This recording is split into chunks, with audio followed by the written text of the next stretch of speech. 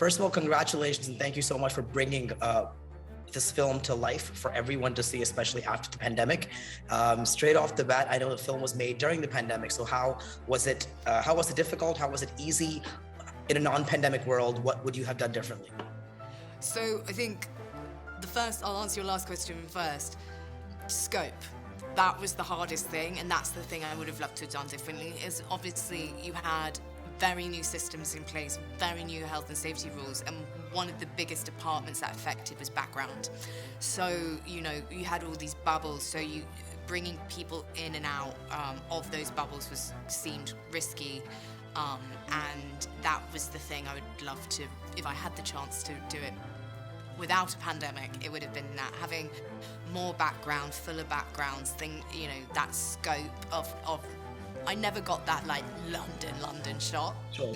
Because I was never allowed, or we were never allowed to have the amount of bodies on set that would have created that. So that's the thing I would have done differently. But apart from that, it was my first feature, so the crew, the amazing local crew in Ireland always used to joke with me. They were like, your second film is going to be so easy. And I was like, really? I don't know, because all the processes and all the new rules, as far as I was concerned, that was just making a feature. I had nothing to compare it to. So in a weird way, that was a bit of a silver lining, I didn't know what I was missing, and I won't until I do my next film.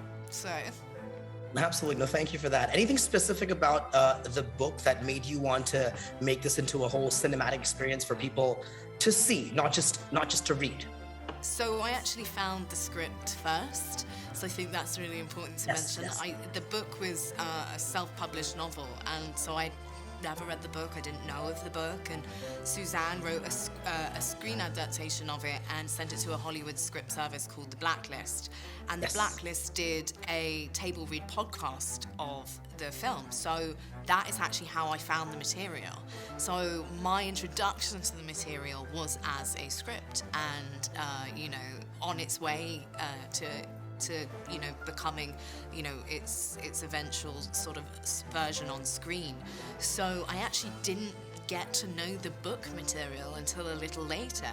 And then a big part of, I think one of the lovely things you discover when you read the book is how much other things that are not in the movie or in the book. I think, as I've said to Suzanne, you shouldn't have someone make a mini-series out of this and do a different adaptation one day and do their version of it, because there's so much stuff that we would have had a 4-hour movie. So I think, I hope that answers your question, but it was obviously, the process was actually the other way around. Yes. Thank you for that. Of course, in 2019, 10 minutes of the entire feature was released as a short film online.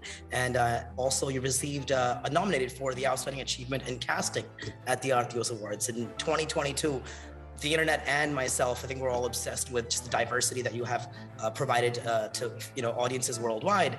How did you bring that to life, and how fun was it? I think, first of all, how I had fun with it was just, I think, the fact that when you get to give opportunities to people who were basically born to play these sorts of roles and they haven't got to stretch those muscles yet, sure. That is a joyful thing to watch every single day, because that just means actors are working at the absolute best of their ability, and they are taking everything that me and Suzanne had put on the table and making it richer, better, funnier, more romantic. So that is the fun of working with extraordinarily talented people who deserve to be in that space. But obviously, I have to give a lot of credit to Tamara Lee Notcart, our casting director, who won that nomination.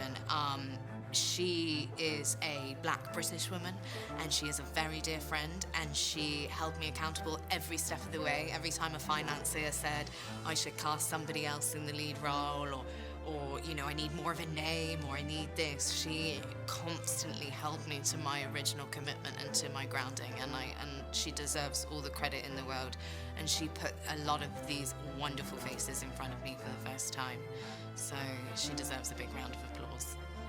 Absolutely. Emma, thank you so much for your hard work and perseverance. It's going to be a joy for all of us to go watch it in theaters. Thank you so very much. Thank you very much. Lovely to meet you.